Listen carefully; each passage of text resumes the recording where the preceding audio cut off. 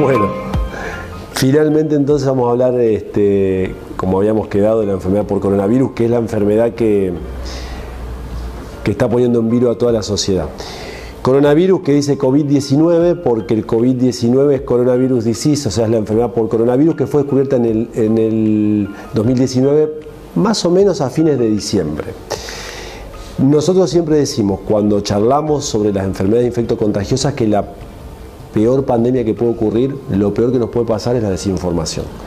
La pandemia más compleja de sobrellevar, de comprender y de resolver es la de la desinformación, y es lo que muchas veces pasa. La desinformación tiene que ver no solamente con la información falsa, sino que la desinformación tiene que ver con cómo uno puede traducir lo que está leyendo. Evidentemente, si yo tendría que leer información sobre cómo se arregla un auto, probablemente la capacidad de traducción y la capacidad de arreglar el auto sería mucho menor que si leyese algo científico, porque yo me dedico a la parte científica, sencillamente eso. Para ser un poco más concreto, ¿qué es el coronavirus?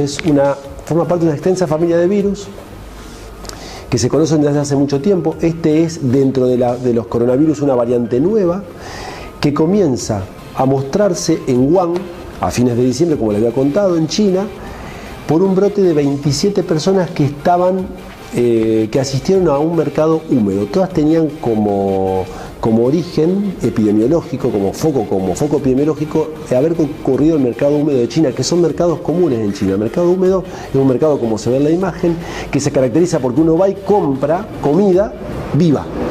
Uno elige la comida y lo que elige se sacrifica y se vende. Entonces lo primero que se empezó a pensar es que era una enfermedad transmitida desde un animal al humano, lo que se conoce como zoonosis, y que también se podía transmitir entre humano y humano.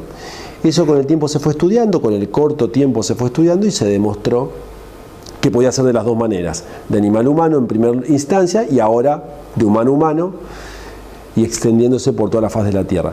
Cuando uno lee las enfermedades infectocontagiosas para informarse un poco mejor, la tiene que contextualizar, porque yo también siempre digo, no es lo mismo estar en un auditorio de 450 personas con una cámara filmándome desde 400 metros, que está en un auditorio con 3 personas, en un lugar tranquilo, mucho más familiar. La interacción es distinta. Para el coronavirus es lo mismo, porque nosotros el coronavirus en el año 2020 lo tenemos en relación a lo que ustedes pueden ver en la imagen, en relación a 390 millones de infecciones por dengue por año en el mundo, con bastantes defunciones. En este momento aproximadamente 800 o 900 casos, porque este slide es un poco más viejo, de dengue diagnosticado, casi 130 en la provincia de Santa Fe, y ya con 2 defunciones, 140.000 defunciones por sarampión en un año en el mundo, ¿tá? Mucho mayor que hace 2 años atrás. Hemos duplicado, triplicado la cantidad de casos de sarampión, y esto es por la campaña antivacuna. 220 millones de casos de paludismo en el año, con muchas muertes en el África, nadie dice nada. 300 millones de casos de depresión. Digamos, el coronavirus se contextualiza, no es solamente enfermedad por coronavirus, sino que hay un montón de otras situaciones que no lo relegan en este momento, pero lo van a terminar relegando, porque esto que les cuento de estas enfermedades se van a sostener en el tiempo. Bien. Para ser bien concreto y bien conciso, ¿cómo se contagia el coronavirus? De persona a persona. ¿De qué manera? Por las gotitas de flujo. Cuando uno tose o estornuda, puede contagiar a la persona que tiene al lado. ¿Y cómo también se puede contagiar uno? Tocando objetos inanimados que han sido contaminados, infectados por un individuo que tosió o estornudó, por ejemplo, arriba de la mesa. Uno va con las manos, toca esa mesa, se toca las mucosas, la boca, los ojos o la nariz, y el coronavirus ingresa.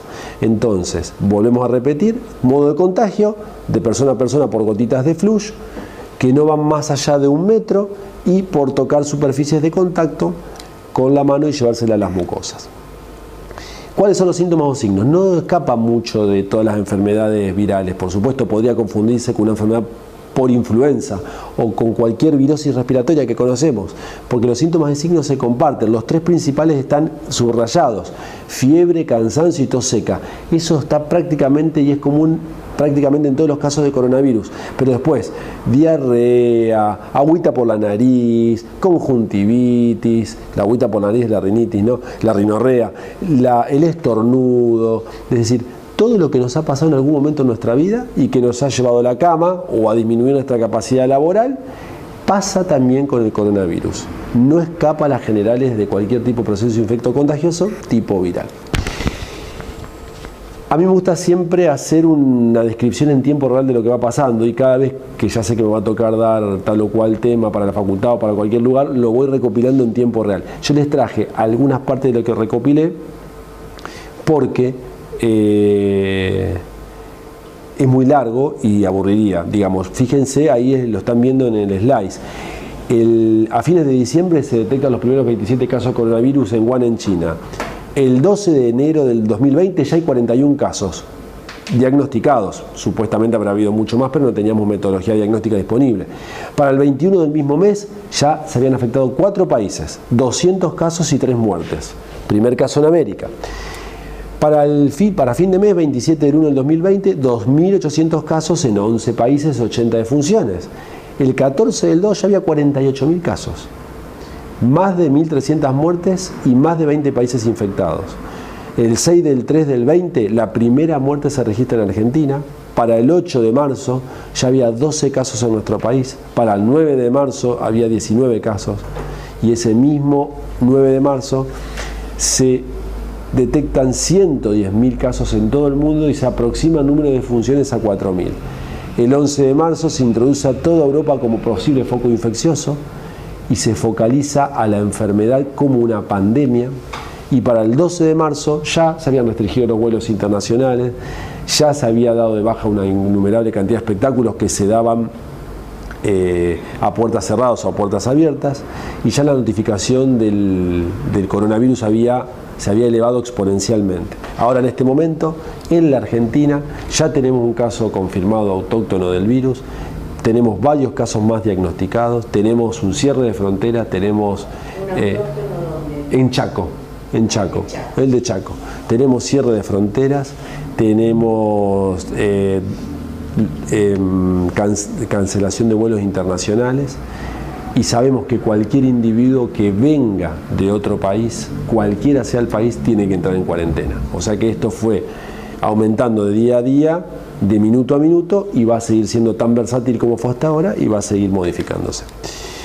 Solo estos viejos, 7 de marzo, estos eran los puntos afectados. Hoy, si uno tuviese que hacer ese mismo mapa, lo vería casi totalmente rojo por la cantidad de afectación que tiene. Fíjense cómo fue creciendo, también viejo, del 7 de marzo, pero fíjense cómo fue creciendo exponencialmente la tasa infectiva, fue aumentando rápidamente. Es decir, que esto es debido a que el virus se transmitió mucho más, pero que aumentó la metodología diagnóstica. Lo mismo acá, esto no se ve tan bien, pero el 7 de marzo ya había 8.000 infectados en China, y hoy hablamos de más del doble. Para ser concretos, ¿qué nos pasa con un proceso pandémico de infección masiva que se va atravesando todos los límites geográficos? Tenemos un organismo internacional que es el que nos dictamina qué es lo que debemos hacer, que es la Organización Mundial de la Salud, que se renueva día a día, que uno lo puede consultar, que está en castellano, en francés, en portugués, en inglés, y que está muy entendible. La Organización Mundial de la Salud dice básicamente que hay que hacer 4 cuestiones importantes, que es, primero, detener, después, contener. Es muy importante contener. También es muy importante tratar de controlar y tratar de retrasar la llegada del virus a nuestro medio, porque de esa manera es la única manera que podemos intentar de que el virus desaparezca. ¿Qué pasa? Si nosotros no detenemos, no contenemos, no controlamos y no retrasamos, eventualmente el virus va a tomar un crecimiento exponencial y la cantidad de enfermos va a ser mucho mayor. Por eso uno dice, ¿por qué cerramos fronteras? Porque tenemos que detenerlo, tenemos que contenerlo, tenemos que tratar de manejarlo. ¿Por qué no vienen los aviones? Y porque tenemos que tratar de retrasar la llegada del virus hacia acá, porque va a tener un impacto en la mortalidad. Entonces la OMS dice dos cosas fundamentales: prepárate y actúa. Son las dos cosas básicas de OMS en todas las patologías infectocontagiosas. Prepárate, solo lee fuentes confiables. Te lavas bien las manos con agua y jabón o con alcohol en gel, siempre, rutinariamente, en todo momento del día. Cubrirte con el pliegue del codo, siempre hago así, la boca y la nariz cuando uno estornuda o tose, o usar un pañuelo descartable que se va a tirar, preferentemente cubrir con el pliegue del codo, porque eso produce mucha menos dispersión de las gotitas de flush y está demostrado que dispersa menos el virus. Y por supuesto, actúa. ¿Cómo actuar? Evitás el contacto con personas sintomáticas y evitás, por lo tanto, evitar viajar, evitar tocarse los ojos, la boca o la nariz con la mano que toca otra superficie y que no se lava, evitar compartir vasos, platos, elementos personales, el mate, obviamente, y por supuesto si uno presenta síntomas y o signos compatibles con la enfermedad o viene de un lugar donde la enfermedad está circulando, rápidamente darle aviso al médico.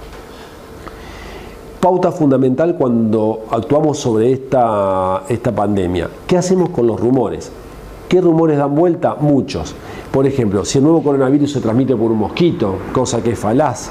Si el frío puede matar al coronavirus, para nada. Si puede transmitirse a través de objetos como monedas o billetes, rarísimo. Si puede transmitirse a más de 8 metros de distancia, imposible, porque las gotitas de flush son gotitas grandes las que contienen el virus y caen rápidamente, más de 1 metro habitualmente no llegan, por lo tanto mantener la distancia de un ser humano y otro más de 1 metro nos sirve de protección.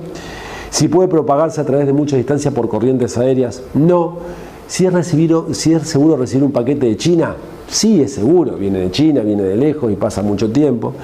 Si comer ajo causa algún efecto beneficioso, no, para nada, no está probado. Si hay algún antibiótico disponible o que haya algún efecto potencialmente positivo, tampoco.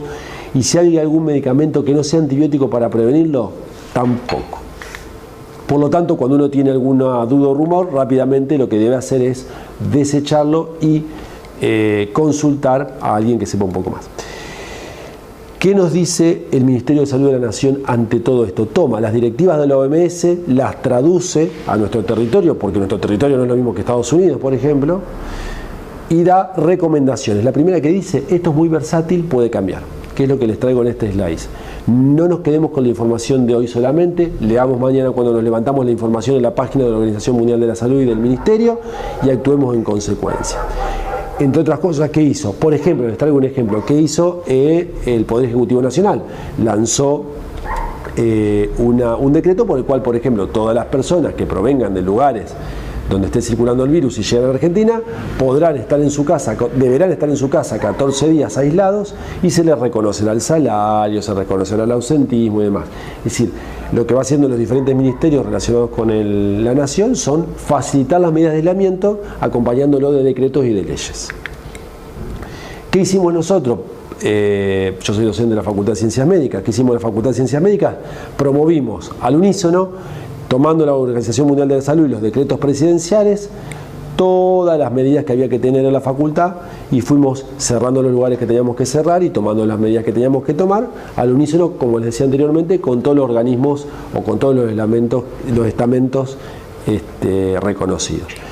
Por lo tanto, digamos, ¿qué es lo que nosotros decimos ante esta pandemia? No tener miedo, prepararnos, leer fuentes confiables, charlar con fuentes confiables y sobre todo actuar tomando pautas culturales saludables, que es lavarse las manos continuamente, si uno está enfermo no acudir a trabajar y llamar al médico, y saber que uno tiene que tomar conciencia colectiva y hacerse responsable por uno y por los demás. Bueno, muchas gracias.